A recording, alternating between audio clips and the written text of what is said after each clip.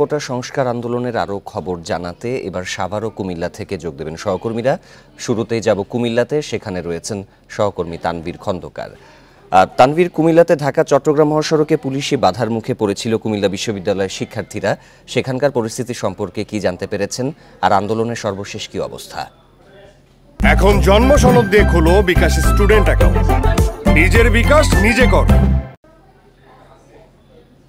সামনে অবস্থান করছে, এখানে কিন্তু পুলিশ এবং শিক্ষার্থীরা মুখোমুখি অবস্থানে আছে। বিকাল ৩টা থেকে কিন্তু যখন শিক্ষার্থীরা মহাসড়কের দিকে যাওয়ার চেষ্টা করে তখনই কিন্তু পুলিশের বাধার মুখে পড়ে।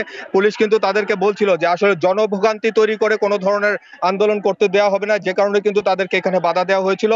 পরবর্তীতে শিক্ষার্থীরা পুলিশের বাধা উপেক্ষা করে যখন মহাসড়কের দিকে যাওয়া শুরু করে তখনই কিন্তু মূলত ধাওয়া পাল্টা ধাওয়া শুরু হয়। এই ধাওয়া পাল্টা ধাওয়া থেকে শিক্ষার্থীদের ওপাশ থেকে কিন্তু ইট পাটকেল নিক্ষেপের মতো ঘটনা ঘটছে। সেই এখনো কিন্তু আমরা দেখতে পাচ্ছি যে শিক্ষার্থীরা কিন্তু পুলিশকে আসলে টপকে আসলে তারা মহাসড়কের দিকে যেতে চাইছে। ওপাশ থেকে কিন্তু ইট পাটকেল নিক্ষেপের ঘটনা ঘটেছে।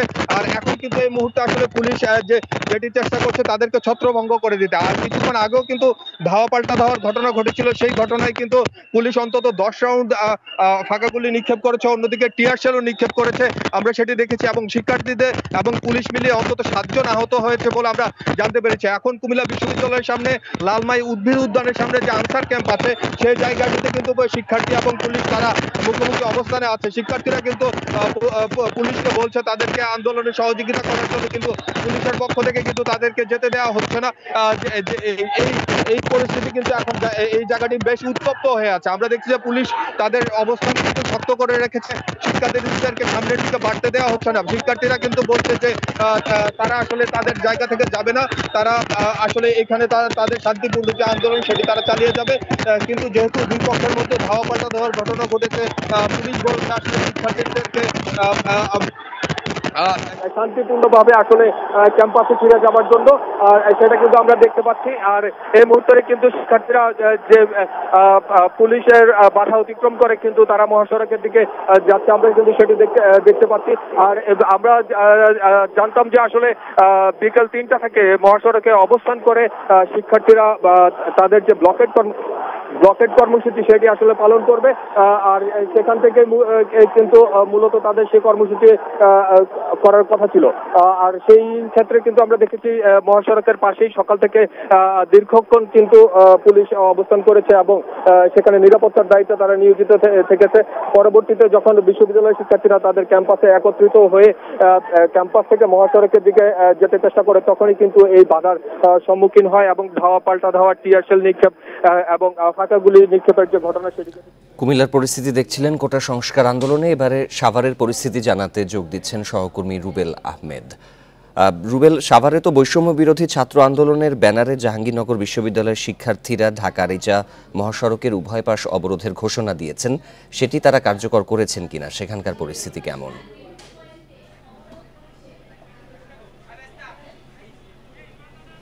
দেখুন, জাহাঙ্গীরনগর বিশ্ববিদ্যালয়ের শিক্ষার্থীরা কিন্তু তাদের পূর্ব ঘোষণা অনুযায়ী আমরা দেখতে পেয়েছি যে বিকাল 3:30টার দিকে তারা বিশ্ববিদ্যালয়ের ভিতর থেকে একটি বিক্ষোভ মিছিল নিয়ে কিন্তু বিশ্ববিদ্যালয়ের প্রধান ফটকের সামনে যখন ঢাকা-আরিচা মহাসড়ক অবরোধের জন্য যখন আসে তখন কিন্তু তারা বিশ্ববিদ্যালয়ের প্রধান ফটকের সামনে কিন্তু ঢাকা জেলা পুলিশের বাধার সম্মুখীন হয়। এ সময় কিন্তু আমরা ঢাকা জেলা পুলিশের ঊর্ধ্বতন কর্মকর্তা সহ আমরা পুলিশ সদস্যদেরকে দেখতে পেয়েছি, যারা আন্দোলনরত যে শিক্ষার্থীরা রয়েছে তাদেরকে কিন্তু তারা বোঝানোর চেষ্টা করছিলেন, তাদেরকে বলার চেষ্টা করছিলেন যে ঢাকা-আরিচা মহাসড়ক অবরোধ করলে দুর্ভোগ বেড়ে যায়, যার কারণে তারা বলছিলেন যে শিক্ষার্থীরা তাদের আন্দোলন যেন বিশ্ববিদ্যালয়ের অভ্যন্তরে করে জনদুর্ভোগের যেন কোনো কারণ না হয়। তারপরে কিন্তু আমরা দেখতে পেয়েছি শিক্ষার্থীরা কিন্তু পুলিশের সেই বাধা উপেক্ষা করে কিছু সময় আগে, এখন থেকে 10 মিনিট আগে কিন্তু পুলিশের সেই বাধা উপেক্ষা করে কিন্তু শিক্ষার্থীরা ঢাকা-আরিচা মহাসড়ক অবরোধ করে দিয়েছে। এই মুহূর্তে ঢাকা-আরিচা মহাসড়কের ঢাকাগামী এবং আরিচাগামী দুইটি পথ দিয়েই কিন্তু যান চলাচল বন্ধ রয়েছে। শিক্ষার্থীরা যেমন সড়কের মধ্যে অবস্থান করছে, আমরা কিন্তু দেখতে পাচ্ছি যে শিক্ষার্থীরা যেখানে অবস্থান করছে তার থেকে কিছুটা দূরে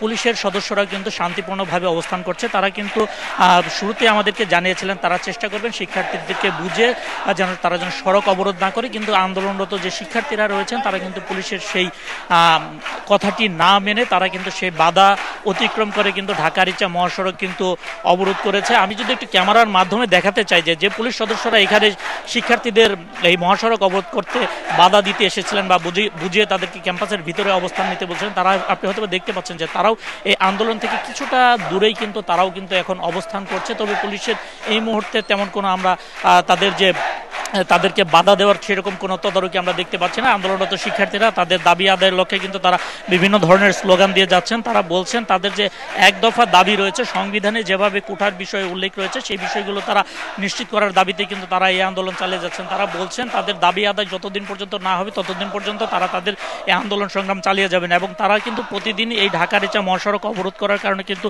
আমরা দেখতে পেয়েছি ঢাকা-রিচা মহাসড়ক দিয়ে যারা চলাচল করে তাদের কিন্তু চরম ভোগান্তির শিকার হতে হচ্ছে। গতকালকে আমরা দেখতে পেয়েছি আন্দোলনরত শিক্ষার্থীরা ঢাকা-রিচা মহাসড়ক প্রায় 8 ঘন্টা বন্ধ রাখে। 8 ঘন্টা বন্ধ রাখার পরে কিন্তু এই সড়ক যারা ব্যবহার করছিলেন তারা কিন্তু চরম ভোগান্তিতে পড়ে এবং দীর্ঘ সময় সড়কে যখন যানবাহন আটকে থাকে এবং শিক্ষার্থীরা যখন তাদের অবরোধ তুলে নেয় এরপরে কিন্তু আমরা দেখতে পাই যে সড়কের যে দীর্ঘ যে গাড়ির যে একটা জটলা তৈরি হয় সেটিও কিন্তু স্বাভাবিক হতে কিন্তু অনেক সময় লেগে যায়, যার কারণে পুলিশ জনভোগান্তির কথা বিবেচনা করেই শিক্ষার্থীদের যে আজকের পূর্ব ঘোষিত যে ঢাকা-রিচা মহাসড়ক অবরোধ করার তাদের যে ঘোষণা ছিল তার আগে কিন্তু আমরা দেখতে পেয়েছি যে পুলিশ এখানে এসে উপস্থিত হয়েছিলেন এবং তাদেরকে সড়ক অবরোধ না করার লক্ষ্যে পুলিশ কাজ করবেন বলে পুলিশ আমাদেরকে জানিয়েছিলেন। কিন্তু সেই লক্ষ্যে পুলিশ কাজ করে গিয়েছেন, কিন্তু শেষ মুহূর্তে এসে শিক্ষার্থীরা পুলিশের সেই বাধা উপেক্ষা করে কিন্তু আমরা দেখতে পেয়েছি যে ঢাকা-রিচা মহাসড়ক অবরোধ করে ফেলেছে এবং এই অবরোধের কারণে এবং এই ঢাকা-রিচা মহাসড়কে অসংখ্য যানবাহন আটকা পড়েছে এবং শিক্ষার্থীরা জানিয়েছেন তারা আজকে যে 3টা থেকে তাদের অবরোধ কর্মসূচি ছিল তারা আজকে সন্ধ্যা 7টা পর্যন্ত তাদের এই